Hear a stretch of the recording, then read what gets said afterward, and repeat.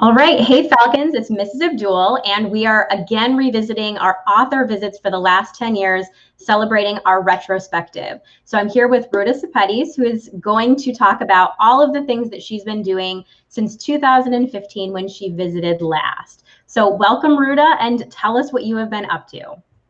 Thank you so much for having me. I have such fond memories of visiting your school and meeting your students.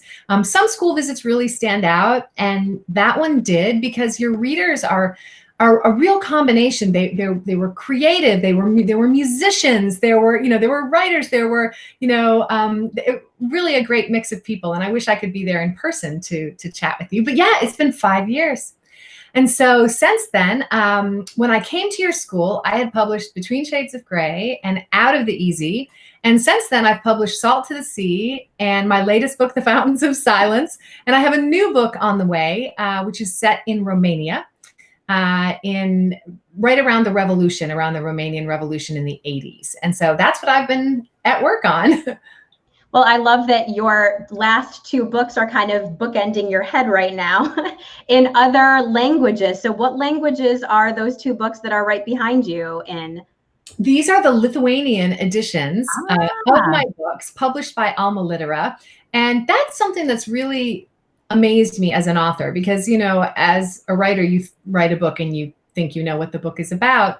But really, when a translator interprets your story and it's published in other countries, and then you get the interpretations of the readers, the books are interpreted entirely different and they're titled different. They have different covers sometimes.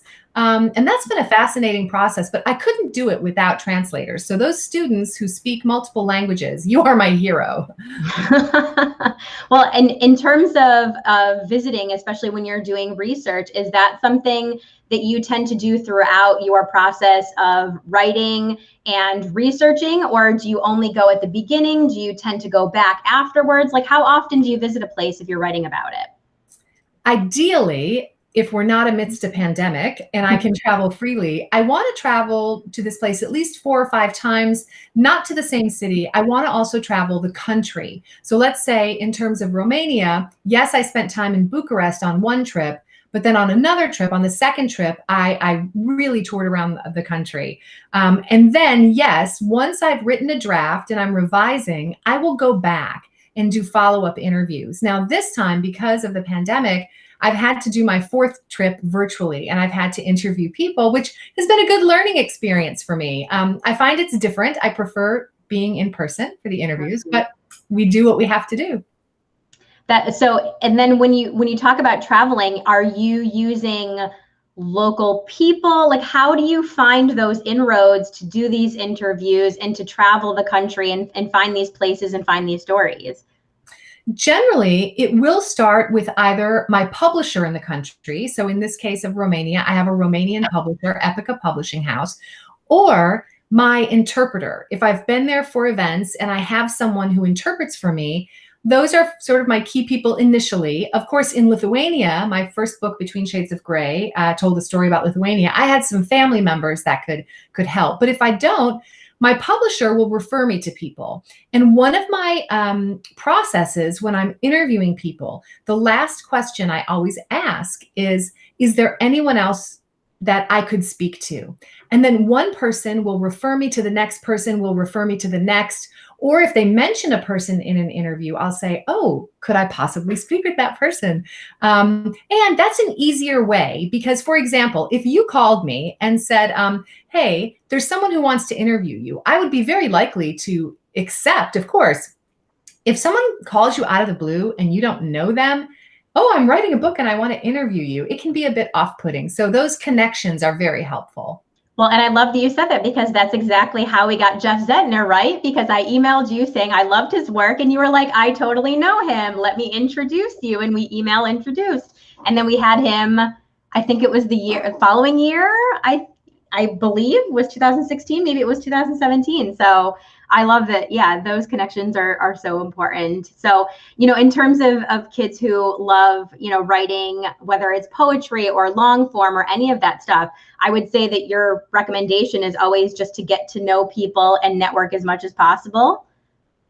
It is, definitely. And also, though, keep an open mind that there is so much information out there now that's pushed at us, whether it's, TED Talks or master classes or YouTube videos of how to. And those can be very helpful, but those are other people's process. And there is not just one way, whether it's writing or creating, or there is your way. So just remember that what works for some person might not work for you, and that's okay. If you hear, oh, well, you have to write every day. I would love to write every day, but I can't. I just don't. So for me, that rule doesn't apply. So just take that, keep those rules, or that input with an open mind. And do you think that your process is evolving for every book that you write and plan and researched, or are things generally the same as they were writing the first one? Oh, I love this question. Thank you for asking this. Some things have remained the same. One thing that's remained the same is I always begin by reading the nonfiction accounts of the topic. So let's just say I was going to write about the Vietnam War. I would read a lot of nonfiction about the Vietnam War just to get my names, places, dates, cemented in my mind.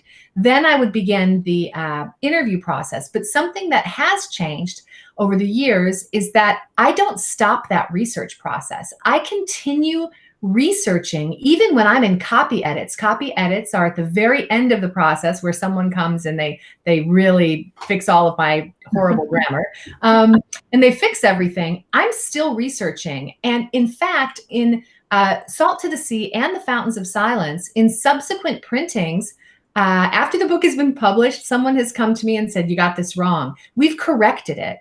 So, and that's one of the benefits of historical fiction. We're sort of like crowdsourcing some of these facts. And I always want the book to be as authentic as it can be. So that's changed a little bit. Now there's no cutoff date on my research.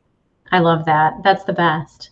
Well, and we won't take up more of your time. So we're ending each one of our retrospectives with just this really fun question about what you do to celebrate. So any wonderful event or anything exciting that happens, what do you do to celebrate?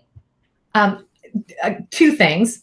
I always want to be with other people. Like just being with friends or family is a celebration. But the other thing is cookies or cake. There has to be, like, for me, celebrating, it has to involve some sort of dessert, and preferably something chocolate. So yeah, loved ones and chocolate.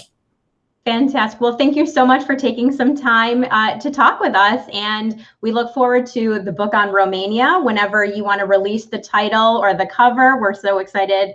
And you just dropped in that Vietnam War. So I don't know, is that the hint of things to come? I'm not quite sure. Might be. But thank you so much.